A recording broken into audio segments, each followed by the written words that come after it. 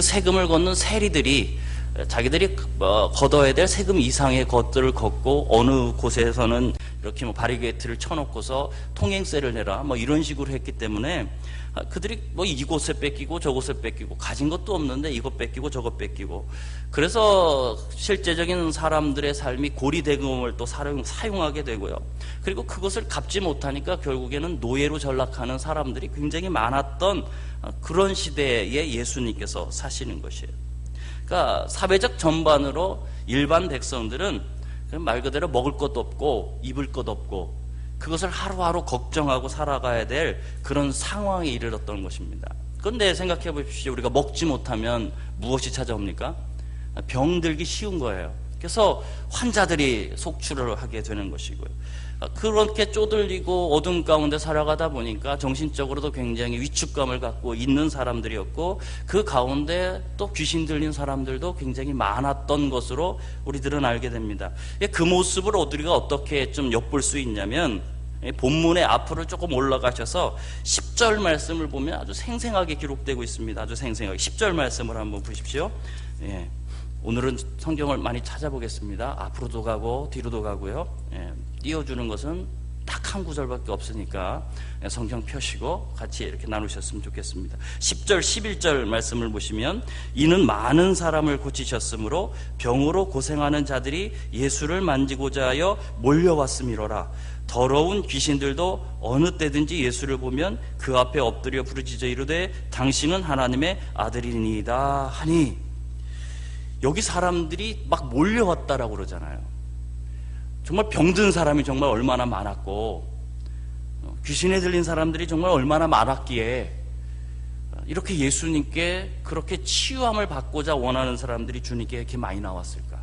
그러니까 사회적 전반으로 병들고 연약한 사람들이 많았다라는 것을 우리가 이 말씀을 통해서 알 수가 있는 것입니다. 그런데 예수님께서 병든 자를 치유해 주시는 거예요. 귀신 들린 자에게서 귀신을 쫓아주는 겁니다. 그러니까 그 소식을 들은 사람들, 그리고 야 우리 동네에 예수님 왔다라는 사람들, 아니 저 동네에 예수님 오셨다라는 소리만 들어도 그 예수님을 찾아서 막 사람들이 막 몰려들기 시작한 것이죠. 자, 그런데 이것입니다. 무엇이냐면 이들이 그렇게 예수님을 찾은 진짜 이유가 무엇입니까? 그냥 나의 개인적인 목적 때문이었습니다. 그러니까 지금 내가 치유받고 싶어서 예수님께 나오는 거예요. 좀 귀신이 떠나가기를 원해서 예수님께 나오는 거예요. 그래서 그렇게 나왔을 뿐이지 이들 마음 가운데, 이들 생각 가운데 정말 예수님께서 원하시는 것은 무엇인가라는 관점에 대해서는 생각하는 사람이 많지가 않은 거예요.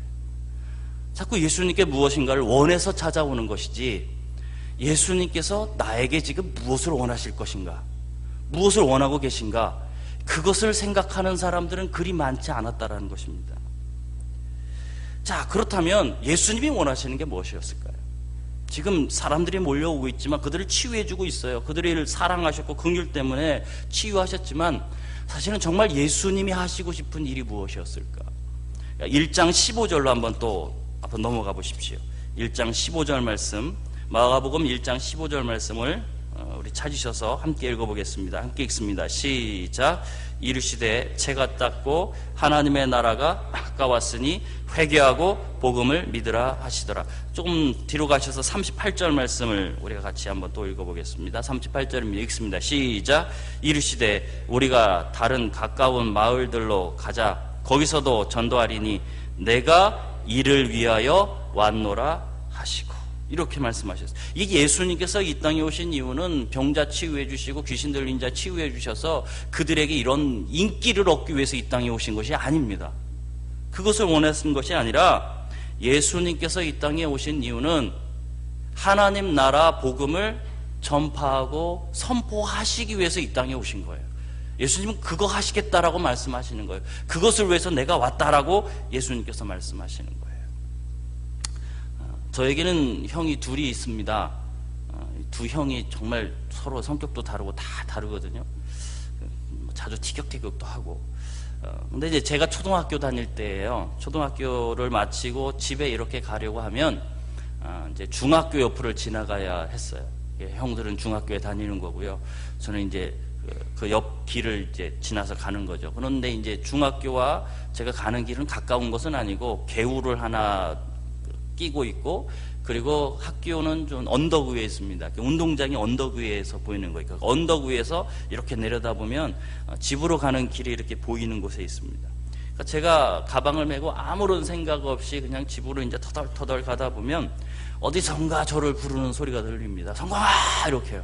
아주 성광! 하고 소리가 들려요. 그러면 어디서 들리는 거지 하고 이렇게 위를 쳐다보면 좌우에서 큰형이 저를 부르는 거예요. 와! 그러는 거예요. 그리고는 자기를 보라고 하고서는 제가 이제 이렇게 보고서 가가면 무언가를 집어 던져줍니다. 그러면 저는 그 날라오는 궤적을 뚫어지게 쳐다봐야 하거든요. 쫙 쳐다봐가지고서 떨어졌다면 얼른 가서 던진 것을 이제 줍는 거죠. 가서 주우면 거기 100원이 있는 거예요. 그러니까 동전 100원을 던져주는 겁니다. 뭐 지금이야 100원이 아무 가치가 없잖아요. 길 지나가다가 100원 흘려도 누구 하나 사실 그거 주술려 하지 않거든요. 근데 그 당시에 100원은 컸어요. 이게 어떻게 컸냐면 어머니가 이제 주일에 예배 드리러 가라 그러고 100원 주면 작은 형하고 둘이 이제 가라 그래서 100원씩 나눠주면 가다가 둘이 모의를 하고 50원은 가서 사 먹고 50원은 이제 헌금하고 그러니까 이게 50원으로도 뭔가를 사 먹을 수 있는 돈인 거예요. 근데 이제 100원을 던져주니까 그 100원이 그 당시에는 집에 가다가 동네 마을에 있는 그냥 가게, 조합이라고 옛날에 얘기하는 구멍가게도 아니고 하여튼 있었는데 그곳에서 이제 뭐 과자나 뭐 하나 이제 사 들고서 갈 수 있는 돈인 것이죠. 그래서 제가 집에 가다가 저에서 스마라는 소리가 들리면 얼른 쳐다보는 거죠. 그 부르는 소리에 너무 기뻐가지고 오늘 또 뭐 던져줄까 이렇게 바라보면서 그 형의 목소리에, 그 부르는 목소리에 제가 응답을 하고 바라보는 것이에요. 성경을 보니까 오늘 예수님께서 그 제자들을 부르고 계신다라고 성경은 말씀하고 있습니다. 부르시는 거예요. 산에 올라가셔서 그 산에서 예수께서 제자들을 어떻게 해요? 부르시는 거예요. 부르시는 거예요. 13절에 보시면 또 산에 오르사 자기가 원하는 자들을 부르시니, 이게 불렀다라는 것입니다. 지금까지 사람들이 자신들이 원하는 것이 있어서 예수님을 찾아왔습니다. 그래서 예수님을 쫓아다녔습니다. 하지만 이제 예수님께서는 예수님 자신이 원하는 것이 있으셔서 원하는 사람들을 부르고 계신다라고 오늘 성경은 그렇게 말씀하고 있는 거예요. 그리고 14절의 성경에서 이렇게 말씀합니다. 부르신 이유가 뭐예요? 이에 12를 세우셨으니 라고 말씀하셨습니다. 그러니까 이 12를 세우시기 위해서 원하는 자 12를 예수님께서 부르셔서 이 12를 세우시는 것입니다. 그런데 여기서 세우셨다라는 이 말씀이 원어로 보면 헬라어로서 포이에오인데, 이 포이에오라는 단어가 그냥 우리에게 사용되면 물건을 만든다라는 뜻을 갖고 있지만 이것이 하나님께 사용되면 하나님께서 창조하신다라는 뜻을 갖게 됩니다. 그러니까 무에서 유를 창조하신다라는 뜻을 갖게 되는 것입니다. 그런데 예수님께서 이 12를 부르시고 이들을 세우셨다라고 말씀하셨어요. 그런데 앞에 조금 전에 우리가 봤던 말씀 10절, 11절 말씀해 보니까 귀신들이 예수님을 하나님의 아들이라고 부르고 있어요. 다시 말하면 이 예수님의 부름은 하나님의 아들이 부르시는 거예요. 다시 말하면 하나님께서 부르시는 부름인 거예요. 그러니까 지금 예수님께서 원하는 사람들을 불러서 12를 세우셨다라는 것은 이들을, 이 12를 뭔가를 창조해내셨다라는 것을 말씀하고 있는 거예요. 그러니까 이들을 뭔가 특별하게 구별하셔서 이 12를 세워놓으셨다라고 말씀하는 거예요. 무엇인가를 위해서요. 여러분, 그러면 이들을 무엇을 위해서 이들을 선택하신 겁니까? 무엇을 위해서요? 지금까지는 사람들이 예수님께 무언가를 원하고 예수님을 쫓아다녔지만 이제는 예수님께서 원하시는 것이 있어요. 그것이 무엇이냐면 이 예수님이 하는 사역에 이들이 동참하기를 원하시는 거예요. 그 일을 함께 하기를 원하시는 거예요. 지금까지는 그냥 예수님 저에게 뭘 주세요라고 이렇게 따라다녔던 사람들이냐면 이제는 예수님께서 이들을 불러내오셔서 이들을 통하여 예수님께서 하시는 일들을 이제 하도록 그렇게 부르고 계시는 거예요. 자, 그 예수 그리스도의 부름에 오늘 이 12 제자들이 반응이 오늘 13절에 나와 있지 않습니까? 끝에 보면 어떤 반응을 보이고 있습니까? 나아온지라 이렇게 말씀하고 있어요. 주님의 부르심에 응답해서 나아오니까 이 12를 예수님께서 세워주시는 것입니다. 성도 여러분, 오늘도 끊임없이 하나님은 우리를 부르신다는 것을 기억하셔야 합니다. 여러분을 부르고 계시는 겁니다. 무슨 일을 위해서요? 당신이 하시는 일에 우리를 동참시키시기 위해서 우리를 끊임없이 부르십니다. 여러분, 그 부르심에 우리는 무엇해야 합니까? 순종하셔야 됩니다. 그 부르심에 우리가 나와야 될 줄 믿습니다. 예, 주님께서 우리를 끊임없이 부르세요. 어떤 일인지는 구체적으로 여러분 우리가 하나님 앞에서 기도하시고 여러분 주님 앞에 감동을 주시지만 어쨌든 계속해서 우리를 부르고 계셔요. 여러분, 주님이 여러분을 부르실 때 주님 앞에 나아오시는 여러분 되길 바랍니다. 순종하시는 여러분 되길 바랍니다. 그래서 하나님께서 맡겨주신 일들을 해나가는 하나님의 새로운 사람들로 그렇게 우리가 세워질 수 있기를 주님의 이름으로 축원합니다. 자, 그렇다면 예수님께서 12제자를 부르시고 그들을 세우시는 이유가 구체적으로 무엇이었을까? 오늘 본문을 보시면 언뜻 보면 부르시는 이유, 그래서 세워놓으신 이유가 세 가지인 것처럼 보이거든요. 무엇이냐면 함께 하시는 것과 전도하는 것과 권능을 갖게 하는 것, 이렇게 성경은 세 가지로 말씀하는 것 같지만 사실 원문으로 보면 이것은 두 가지입니다. 원문에 보면 뭐뭐하기 위하여라는 접속사가 붙어 있는데 이 접속사는 두 번 나왔고요. 그 접속사는 함께 하는 것과 보내사에 걸려 있어요. 그러니까 예수님께서 부르시고 그들을 세우신 이유는 두 가지입니다. 무엇하기 위해서요? 함께 하시는 것과 그들을 보내시기 위해서. 그런데 오늘 나와 있는 이 두 가지 중에 먼저 우리는 보내시는 것에 대해서 우리가 함께 살펴보기를 원합니다. 이게 보내신다, 보내사, 이 부분에 대해서요. 이게 참 아이러니하잖아요. 아니, 기껏 불러놓으시고서 뭐 하기 위해서 부르셨어요? 보내기 위해서 부르셨어요. 그러니까 보내기 위해서 지금 부르시는 거예요. 요한복음 17장 18절 말씀도 보면 예수님께서 하나님께 기도드리는데 기도의 내용이 이런 것입니다. 아버지께서 나를 세상에 보내신 것 같이 나도 그들을 세상에 보내었고, 이렇게 말씀하셨어요. 그러니까 그것을 위해서 예수님은 하나님께 기도드리고 있거든요. 여러분, 흔히 교회는 어디라고 말합니까? 부르심을 받은 사람들의 모임이 교회라고 말하고 있습니다. 즉 하나님께서 여러분을 부르셨어요. 이미 여러분을 부르고 계세요. 아니요, 부르셨어요. 그래서 여러분 부르셨기 때문에 여러분 이 자리에 있는 거예요. 믿습니까? 부르시지 않았다면 여러분 이 자리에 있지 않습니다. 하나님은 여러분을 이 자리로 부르신 겁니다. 하나님을 여러분을 형제교회로 부르신 겁니다. 예, 왜요? 여기서 주님을 위해서 할 일이 있기 때문에요. 여러분을 부르신 거예요. 그런데 이렇게 부르신 우리를 하나님께서는 도리어 이제 세상에 다시 보내시기를 원하신다라는 거예요. 보내기를 원하신다라는 거예요. 제가 신학교 다닐 때 있었던 동아리가 있는데 거지 전도단이라는 동아리가 있었습니다. 이것은 저희 신학교만 있는 것이 아니라 몇 신학교 같이 연합해서 하는 거지 전도단. 지금은 찾아보니까 바울 전도단이라고 그렇게 이름을 바꿨더라고요. 여름방학이 되면 거지 전도단원을 이렇게 모집합니다. 그래서 한 해는 제가 이제 참석을 했어요. 친구들하고 참석을 했는데 제가 간 지역이, 그 당시 간 지역이 경북 지역이었습니다. 그래서 처음 모인 곳이 어디냐면 포항이에요. 포항부터 이제 울진까지 이제 이동을 하고 울진에서 이제 내륙으로 이동을 하면서 전도하는 그런 프로그램인데, 그래서 이제 포항에 딱 모이니까 제일 먼저 이제 하는 것이 무엇이냐면 지갑과 돈과 모든 것을 다 빼앗습니다. 다 빼앗어요. 뭘 만들기 위해서? 거지 만들기 위해서. 그래서 거지 전도단이에요. 그러면 이제 다 거지 만들어 놓고 4명, 5명을 이렇게 전국에서 모인 친구들을 이렇게 팀을 만드는 겁니다. 그리고서 이제 말하는 거예요. 어디까지 이동해라, 알아서. 그러면 이제 4, 5명이 알아서 이동해야 합니다. 그리고 뭐 그러다가 또 하루는 이제 요번엔 밤은, 오늘은 어디선가 자고서 와라. 그러면 또 자고 와야 하는 겁니다.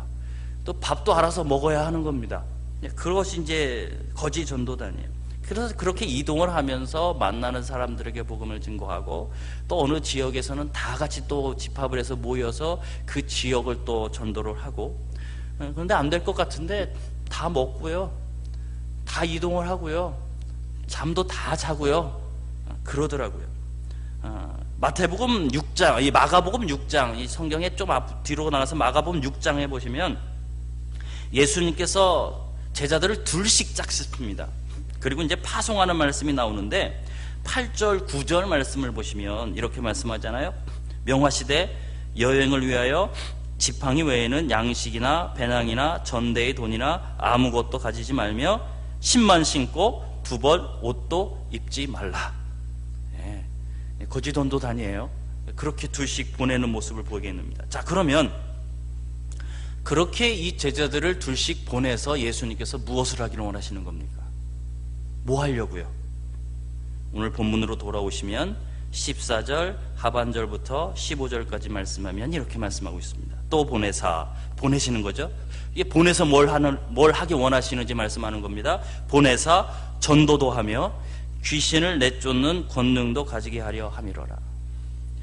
6장의 말씀에 파송된 제자들이요, 그들이 가서 회개하라 그렇게 전파했고요, 귀신을 내쫓고 병을 고치는 사역들을 하고 돌아와서 예수님께 와서 전도 보고를 하는 모습들이 나타납니다. 그러니까 이 말씀을 하시고 6장에 가셔서 예수님은 그대로 이 제자들을 파송을 하셨어요. 그래서 제자들이 전도도 하고 귀신도 내어쫓고 병자들도 고치는 그런 사역들을 하고 돌아온 것입니다. 여러분, 예수님께서 우리를 이 세상 가운데 보내신 이유는 전도하라고 우리를 보내시는 거예요. 그리고 귀신을 내쫓으라고 우리를 보내시는 것입니다.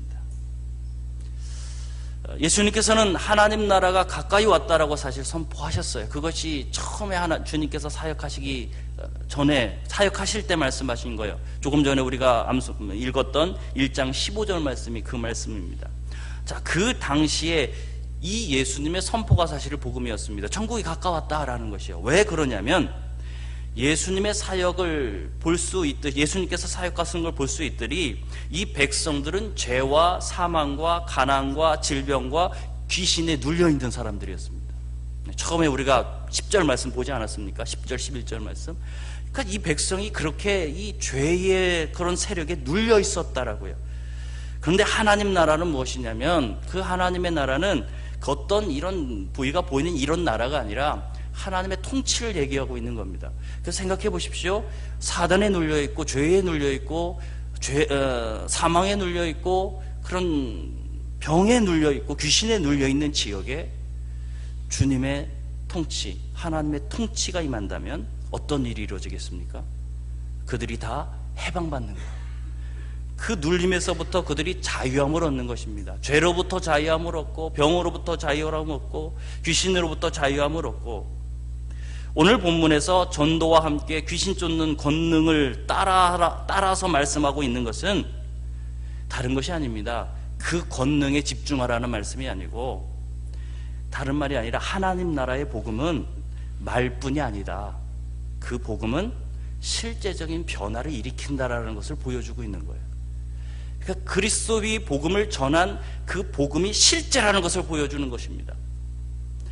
즉 하나님의 통치가 일어나는 실제요, 해방의 실체를 보여주는 것이 사실은 뒤에 나와 있는 귀신을 쫓고라는 그런 부분들이 되는 것이죠. 여러분, 예수님의 메시지는 하나님 나라가 가까이 있으니까 회개하고 그 하나님 나라의 통치를 받아들여라, 그것을 말씀하고 있는 것이거든요. 우리의 사명은 무엇입니까? 이 사실을 세상에 선포하는 겁니다. 우리를 세상에 보내시는 이유는 그것을 세상에 선포하는 것입니다. 지금 시국 선언을 하고 광화문에서 지금 막 그렇게 하고 있습니다만, 그런 것도 우리 가운데 필요합니다. 그러나 정말 실제는 무엇입니까?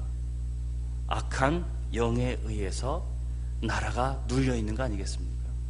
우리 그리스도인들은 그것을 보아야 될 줄 믿습니다. 정말 그 예수 그리스도의 통치가 이 땅에 충만히 이루어질 때만이 정말 이 나라가 새로워지는 것이죠. 그러면 그것을 위해서 우리가 존재한다라는 것입니다. 그것을 위해서 우리를 보내시겠다라는 것입니다.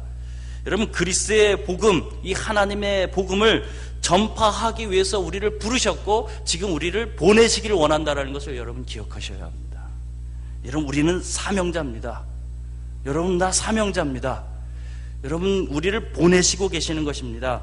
예수 그리스도의 복음, 하나님 나라의 복음을 세상에 전파하고 선포하고 그것을 보여줄 수 있는 우리 교회가 되고 우리가 되기를 주님의 이름으로 축원합니다.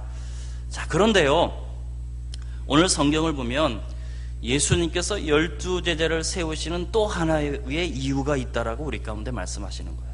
또 하나의 이유가 있습니다. 이 사실을 보면 우리가 감동할 수밖에 없는 거예요. 사실은 깊이 생각해 보면, 그냥 넘겨버리면 그냥 넘길 수 있지만 깊이 생각해 보면 감동할 수 있는 사실이에요. 주님께서 제자들을 부르시고 특별한 자들로 세우신 이유가 사실은 세상과 좀 다르다라는 것을 오늘 성경은 우리에게 말씀해 주고 있는 것입니다. 세상이 사람을 세울 때는 누구를 세웁니까? 지식 있고 힘 있고 능력 있어 보이고 권력 있어 보이고 좀 뭔가를 다 가진 사람을 우리가 세상에서 세우지 않습니까? 근데 예수님의 기준은 좀 달라요. 세우는 사람의 능력이 달라요. 본문 이후에 16절에서 19절 말씀 보면 예수님께서 세우신 12제자를 거기다가 딱 기록해 놓고 있어요. 명단을 쫙 써놓고 있어요. 12명의 명단을. 이 명단을 보시면 주님께서 선발한 사람들 대부분의 직업이 무엇입니까? 어부였습니다. 어부. 그러면 평범한 사람. 그리고 그 당시에 어부면 중산층이래요. 그러니까 그 당시에 중산층은 누구냐면 목수나 어부와 같이 이렇게 기술을 갖고 있어서 기술을 갖고 있는 사람들이에요. 그래서 어디를 가든지, 그러니까 어디를 이동하든지 어디서든지 밥벌이를 할 수 있는 사람들, 기술을 갖고 있어서. 다시 말하면 예수님께서 선택하신 사람들의 특징은 이동이 용이한 사람들이었습니다. 이동이 용이한 사람. 그럼 왜 이동이 용이한 사람들을 예수님께서 선택하셨을까? 그게 오늘 본문에 있는 것입니다. 본문에 무엇이라고 되어 있습니까? 이에 12를 세우셨으니 뭐라고 말씀하십니까? 자기와 함께 있게 하시고. 함께 있으려고 세우신 거예요. 자기와 함께 있을 수 있는 사람들, 나와 함께 있을 수 있는 사람들. 예수님은 그런 사람들을 제자들로 선발하셨어요. 나와 함께 있을 수 있는 사람들. 한 번은 예수님께서 예루살렘을 향해서 여행하는 적이 있습니다. 예루살렘 동쪽에 한 3km 지점에 베단이라는 지역이 있는데요. 예수님께서 이제 예루살렘을 향해서 가실 때 그 지역을 지나간 거죠. 베다니를 지나갔습니다. 그 지역을 지나가고 있는데 그 지역에 그 마을에 살고 있는 마르다라는 여인이 예수님께 막 달려가서 예수님 저희 집에 초대하겠습니다. 저희 집에 들렸다 가십시오. 예수님이 초대를 받고요, 손님으로서 그 집에 간 것이에요. 이게 굉장히 예수님이 귀한 손님이시잖아요. 아주 귀한 손님이잖아요. 그래서 이제 예수님을 대접하기 위해서 아주 분주하게 움직이는 것입니다. 아주 분주하게 움직여요. 이리 뛰고 저리 뛰고 음식을 준비합니다. 이것도 준비하고 저것도 준비하고 막 그러다 보니까 너무 분주한 것이죠. 그런데 이 마르다가 자기 동생을 쳐다보니까 자기는 막 이리 뛰고 저리 뛰고 난리를 치고 있는데 동생을 보니까 예수님 발치 밑에서 앉아서 그냥 예수님과 얘기하고 있는 거예요. 여러분은 어떠시겠어요? 화나시지 않겠어요? 화가 났어요. 예수님께 막 뭐라 하기는 그러니까 예수님께 요청했습니다. 예수님, 제 동생에게 좀 말씀 좀 해주십시오. 저를 좀 도와주라고 좀 말씀해 주세요. 이렇게 얘기한 거잖아요. 그때 예수님의 대답 이것이었습니다. 마리아는 이 좋은 편을 택하였으니 빼앗기지 않을 것이다. 여러분 기억할 것은 예수님이 마르다를 또 책망하신 것은 아니에요. 이렇게 해야 밥을 먹잖아요. 그죠? 책망하시는 것은 아니에요. 마르다의 수고도 사실 인정하고 계시는 거예요. 그런데 우리가 알 것은 그때 그 시간 예수님께서 그 여인들에게 원하셨던 것이 무엇인지, 그게 중요한 것이잖아요. 예, 열심히 사역하고 열심히 수고하셔야 되는 겁니다. 그런데 지금 이 시간 마르다와 마리아와 함께 있는 예수님, 그 집에 있는 예수님이 지금 원하시는 것, 그것은 예수님과 함께 있는 거예요. 예수님께서 그 집에 밥을 먹자고 들어가신 게 아니라고요. 이 여인들과 함께하고 이 여인들에게 말씀 전해주고 싶고 이 여인들과 교제하고 싶어서 그 집에 들어간 거예요. 우리 성도님들 바쁘시죠? 많이 바쁘시잖아요.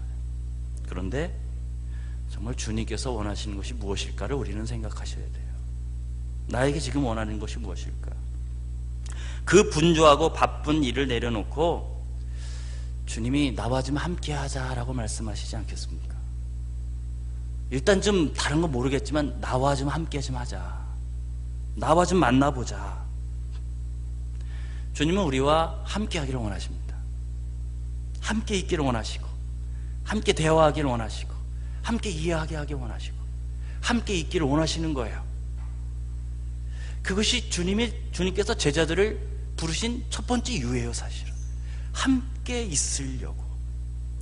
주님을 위해서 봉사를 하고 사역을 하고 전도를 하는 것도 우리에게 굉장히 중요한 사역들이에요. 왜냐하면 주님께서 보내시잖아요. 그거 하라고 보내시잖아요. 하지만 이 모든 것들이 사실 이루어지기 위해서는 먼저 주님과 함께 있어야 이 모든 것들이 이루어집니다. 예수님의 제자들은 사실 5분만 있었던 것이 아니고요, 마태처럼 세리도 있었어요. 그리고 구체적인 직업이 나오지 않은 사람들도 있어요. 열심당원들도 있었고요. 그런데 많은 또 반 이상은 누군지 잘 모르는 사람들도 있어요. 그런데 그들에게서 공통점이 있다면 다른 것이 아닙니다. 뭐 능력이 있었고 모자라고 성경은 그거 아무 말씀하지 않습니다. 그들에게 공통점이 있었다면 그들은 예수님과 3년 동안 주님과 쭉 같이 있을 수 있던 사람들이었습니다. 3년 동안 예수님과 그냥 같이 있을 수 있었던 사람들, 그것이 예수님께서 부르신 제자들이었습니다. 그들이 예수님과 3년 동안 함께 있으면서 뭐 하겠습니까? 주님의 인품을 배우고 주님의 삶의 방식도 배우고 주님께서 고난에 대처하는 방법들도 배우고 예수님께서 선포하신 하나님의 나라의 복음들도 배우고 그냥 함께 있으면서 그 주님을 닮아가기 시작하는 것이죠. 그리고 그들 가운데 성령이 임했을 때 그들은 놀라운 사역들을 했어요. 어떻게 보면 예수님 말씀처럼 주님보다 더 큰 일들도 했어요. 주님이 하셨던 일들보다. 우리는 결코 주님 떠나서 아무 일도 할 수 없는 사람이라는 것을 여러분 믿으셔야 합니다. 주님 떠나서 우리는 아무것도 할 수 없어요. 그분 뜻을 모른다면 우리는 무엇을 해야 될지도 모르고, 주님께서 함께 하시지 않는다면 우리는 그것을 감당할 능력조차도 없습니다. 우리는 주님을 떠나서는 아무것도 할 수 없습니다. 오늘 성경의 본문의 14절에 있는 이에 12를 세우셨으니 이는 자기와 함께 하시고 또 보내사 전도도 하시며 라는 이 말씀, 함께 하시고 보내신다라는 이 말씀은 분리되는 게 아닙니다. 함께 있어야 보내짐을 받는 겁니다. 함께 있어야. 함께 하는 중에 주님께서 보내시는 것입니다. 그래서 우리는 언제나 주님과 함께 있으셔야 합니다. 그분과 동행하셔야 하고 그분과 교제하셔야 하고 그분과 대화할 수 있으셔야 합니다. 마가복음의 끝을 보시면 16장 20절 말씀인데 성경은 이렇게 기록하고 있어요. 이것은 여러분 앞에를 보시고 함께 우리가 읽었으면 좋겠습니다. 16장 20절 말씀입니다. 함께 읽습니다. 시작. 제자들이 나가 두루 전파할세 주께서 함께 역사하사 그 따르는 표적으로 말씀을 확실히 증언하신다. 이게 언제 하신 말씀이냐면 예수님께서 승천하신 이후에 나온 성경 구절입니다. 그런데 승천하셨으니까 주님과 떨어졌습니까? 아니요. 그 다음 나온 29절 분명하게 말씀합니다. 주께서 함께 역사하사. 주께서 함께 하셨다라고 말씀하고 계십니다. 주님께서 우리의 인생도 그렇고 우리의 사역도 그렇고, 여러분 우리는 주님과 함께하는 인생이지 혼자 살아가는 인생이 아닙니다. 그렇게 살아갈 수도 없고요.